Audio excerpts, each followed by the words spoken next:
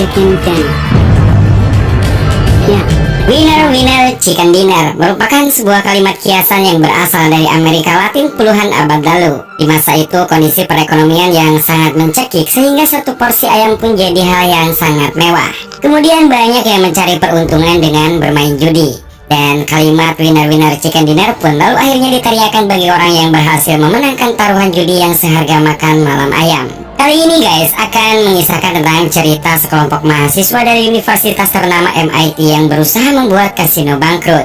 Kelompok mereka ini mempunyai rumus matematika untuk membuat kemenangan mutlak di setiap permainan blackjack. Seperti biasanya guys, pasang dulu headsetnya, jauhi keramaian, dengarkan baik-baik. Dan ini dia cerita 21 Blackjack 2008.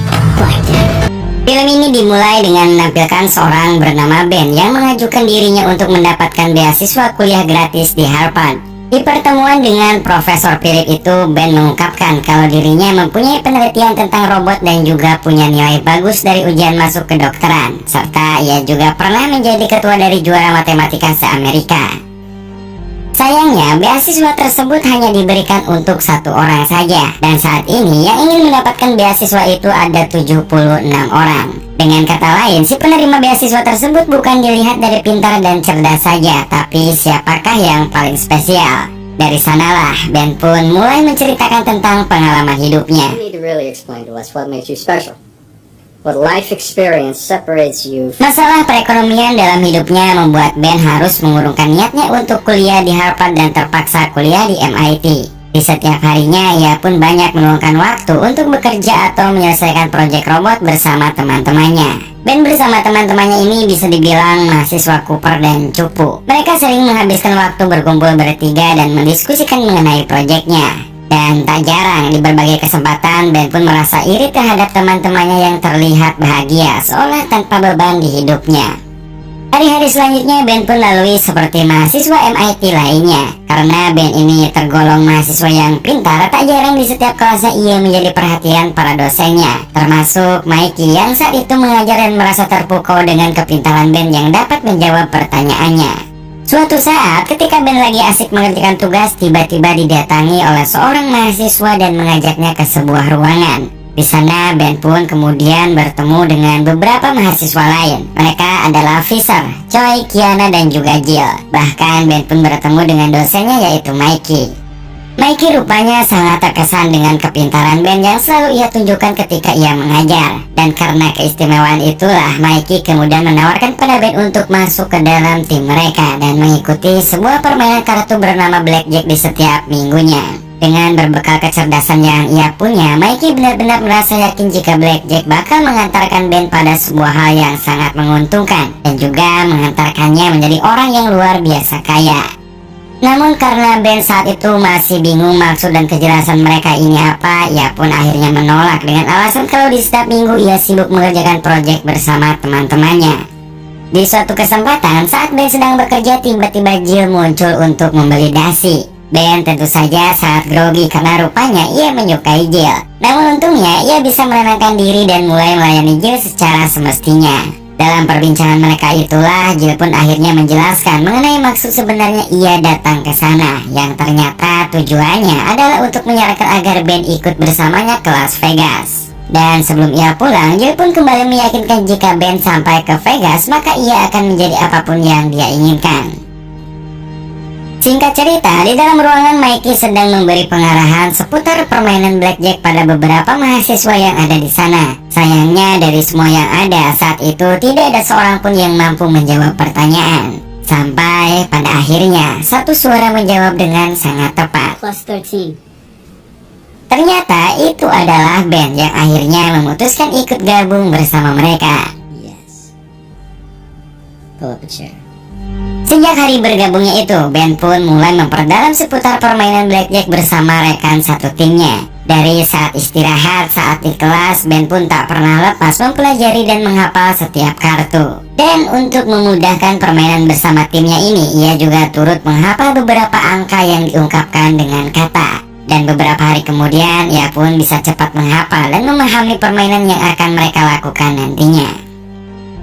Di suatu kesempatan, Ben pun kembali mengutarakan pada Mikey mengenai alasannya kenapa mau ikut. Semua itu bukan lain karena dirinya yang memang kesulitan biaya untuk melanjutkan kuliahnya ke kedokteran Harvard. Setelah ia yakin mendapat uang sebanyak $300.000, ia pun akan berhenti dari permainan itu. Dan Mikey pun menjawab kalau dirinya mengerti apa yang Ben inginkan. Serta Ben pun tak usah takut karena menghitung kartu sangat aman dan bukan tindakan ilegal. Pada suatu malam, Mikey menyuruh Choi untuk menjelaskan aturan mainnya. Jadi nantinya gini guys, dari 5 orang itu, 3 orang akan mencari meja dan mulai menghitung kartu yang keluar. Setelah semua terhitung, 1 orang kemudian akan ikut masuk bermain di sana dan membuat taruhan besar. Setelah berhasil menang dengan taruhan tersebut, maka dia akan pindah ke meja lain yang sebelumnya kartu-kartunya juga telah dihitung. Sehingga dengan sistem random tersebut mereka tak akan ketahuan. Namun jika memang terjadi masalah atau ada kelupaan menghitung kartunya, maka salah seorang akan memberi tanda untuk menghentikan taruhan dan segera keluar dari meja. Tibalah di akhir pekan, Ben pun terlihat begitu terpukau dengan megahnya kota Las Vegas yang tak pernah tidur. Sebuah kota dengan penuh puluhan kasino dan orang-orang yang punya mimpi untuk mendapatkan kekayaan dari setiap permainan yang ada di sana. Saat tiba di hotel yang cukup mewah, Mikey pun segera membagikan identitas palsu. Semua itu agar mereka terlihat cukup umur dan diperbolehkan masuk ke dalam kasino. Selain itu, di sana juga Mikey menegaskan kepada Ben agar nanti setelah masuk mereka harus tampak tidak saling mengenal. Sementara dirinya sendiri akan memandu dan mengawasi mereka di dalam permainan.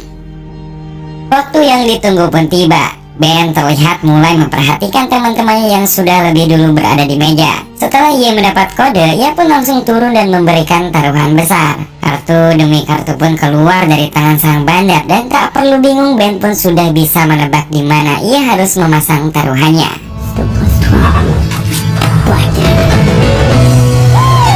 Seiring waktu berjalan, di setiap mejanya kemenangan demi kemenangan pun Ben raih dengan cukup mudah. Dan saat pagi datang, Ben pun keluar dengan kemenangan yang cukup banyak. Siangnya, Ben pun dibangunkan oleh Jill dan memberikan sejumlah uang hasil bagi rata dari pencapaian semalam. Serta ia juga memuji karena Ben tidak pernah salah menghitung kartu dan bisa mendapatkan hasil yang lebih banyak dari Fisher. Ben tentu saja sangat senang mendengar pujian dari orang yang ditaksirnya itu. Namun dia pun mengungkapkan bahwa ia hanya akan bermain sampai ia bisa membayar uang kuliahnya untuk masuk ke Harvard. Tak lama kemudian, Mikey pun kembali mengumpulkan kelimanya untuk sedikit memberi pengarahan. Di sini ia pun memuji pencapaian Ben yang sangat luar biasa dan tak pernah salah dalam menghitung. Sementara Fisher justru dapat teguran karena terus bermain ketika sudah diperingatkan untuk mundur. Malam pun tiba, Ben pun kembali mendatangi area permainan dan menunggu kode untuk memasang taruhan besar. Di sisi lain, Cole, seorang pengawas perjudian, mendapat teguran dari pemilik kasino bahwa telah lalai dalam memantau permainan. Dan akibatnya kasino itu pun rugi besar di malam kemarin. Setelah mereka pulang sesuai arahan dari Mikey, Ben pun sangat merahasiakan kerjaan sampingannya. Bahkan ia juga merahasiakan semua itu pada ibunya yang sebelumnya ingin memberikan uang tabungannya untuk menambah biaya masuk kuliah di Harvard. Namun Ben pun menolak uang itu dan mengatakan kalau dirinya telah mendapatkan beasiswa kuliah gratis. Mendengar hal itu, tentu saja ibunya sangat bahagia. Walau dalam hatinya Ben sedikit tak tega, tapi mengingat kini ia bisa mendapatkan uang dengan mudah, ia pun berharap uang tabungan itu akan lebih baik untuk ibunya sendiri. Begitu juga terhadap teman-temannya. Rahasia itu tetap ia jaga baik-baik dan berbohong kalau di akhir pekan kemarin ia pergi ke rumah saudaranya dan lupa membawa telepon. Di akhir pekan selanjutnya, Ben pun bersama timnya kembali ke Vegas. Mereka pun bermain cukup bagus dan berhasil membawa keuntungan yang besar. Bahkan setelah beberapa kali Ben ke Vegas, ia pun tak menyangka kini tabungannya sudah mencapai $100.000, yang mana tinggal $200.000 lagi untuk bisa cukup membayar biaya kuliah. Di Boston, Ben adalah seorang mahasiswa biasa. Namun ketika ia di Vegas, apalagi saat mendapat kemenangan yang sangat besar, ia pun bersama temannya mulai berfoya-foya di sana. Belanja semua yang mereka inginkan, dari mulai tas mahal, sepatu, hingga pakaian serba mewah. Dan tidak hanya itu saja, mereka pun berjalan-jalan sambil berpesta di meriahnya Las Vegas. Namun rupanya kemenangan Ben yang beruntun itu lambat laun dicurigai oleh Cole. Ia pun bersama rekannya mencurigai kalau Ben telah menghitung setiap kartu yang ada di meja. Si pemilik kasino juga yakin kalau band ini tidak bekerja sendiri dan pasti ada orang lain di belakangnya. Dan ketika minggu selanjutnya band bersama timnya datang untuk bermain, mereka pun mulai memfokuskan CCTV-nya ke meja yang band mainkan. Dari sanalah kecurigaan mereka mulai terbukti. Di rekaman itu terlihat kalau Kiana memberikan kode agar band masuk ke permainan.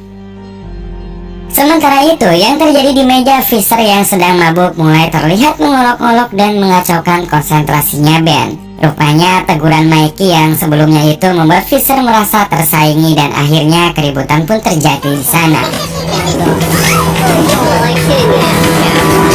Kejadian itu tentu saja membuat Mikey emosi, bahkan ia langsung memecat Fisher dari tim. Mikey beralasan bahwa kinerja Fisher sangat merugikan dan terlihat kekanak-kanakan. Setelah semuanya beres, mereka pun kembali merayakan kemenangan dengan berpesta. Bahkan juga kini band bisa berdoa dengan Jill dan menghabiskan malamnya bersama.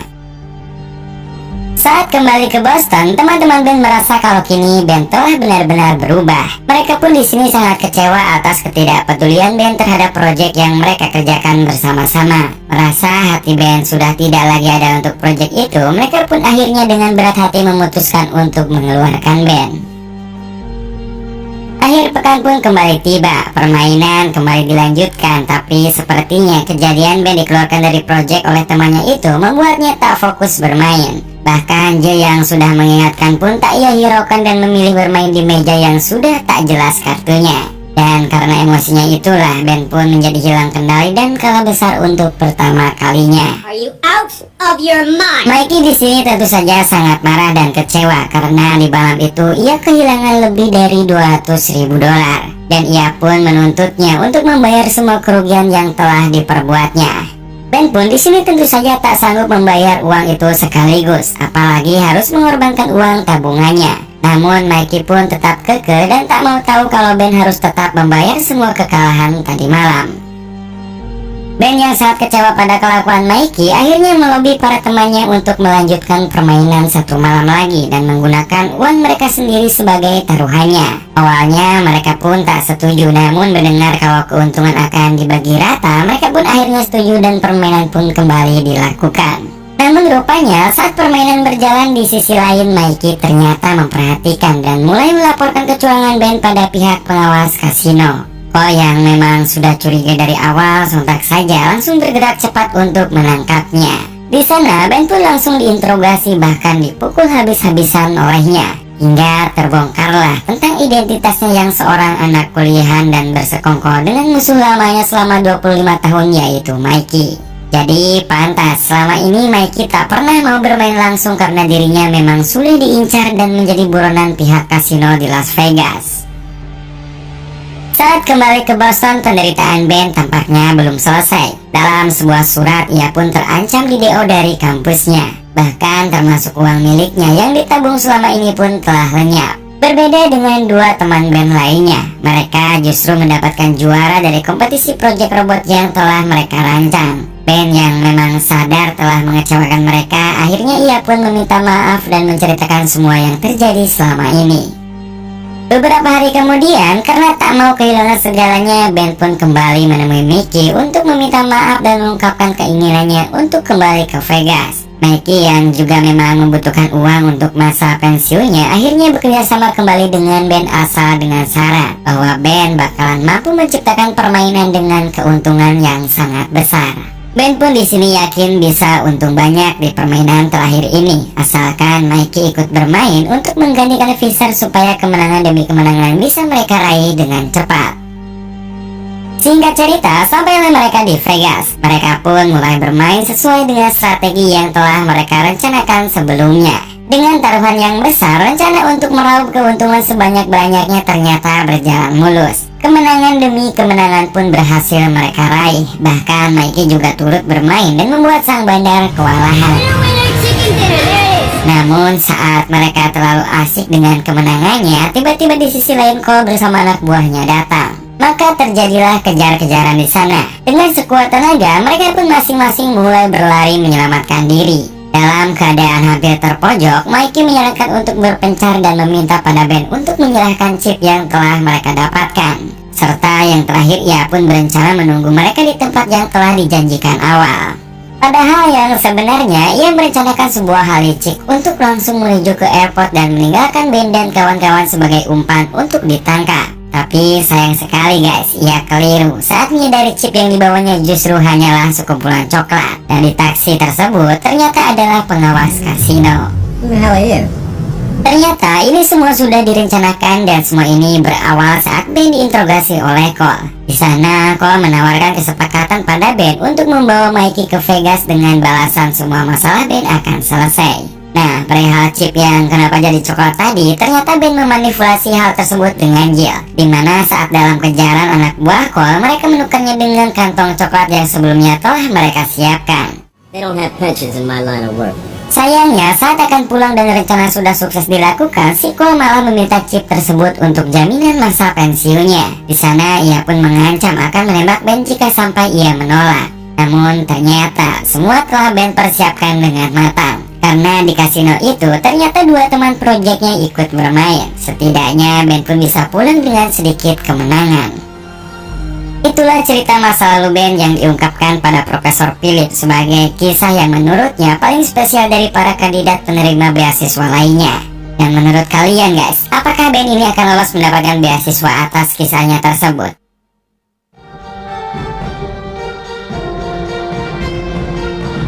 Hikmah yang bisa kita ambil untuk film ini adalah berusahalah supaya tetap rendah hati walau ternyata kita memiliki kelebihan di atas orang lain. Jangan sampai mudah termanipulasi apalagi sampai terlibat suatu masalah tanpa kita tidak bisa memanfaatkan kelebihan yang telah kita miliki tersebut. Ingat guys, orang pintar sebenarnya tidak merasa bahwa dirinya pintar. Seperti ilmu padi, semakin tua semakin merunduk. Dan satu lagi, judi hanya akan merenggut semua yang kita miliki, bukan memberi apa yang ingin kita miliki. Terima kasih banyak sudah menonton video kali ini guys. Once again.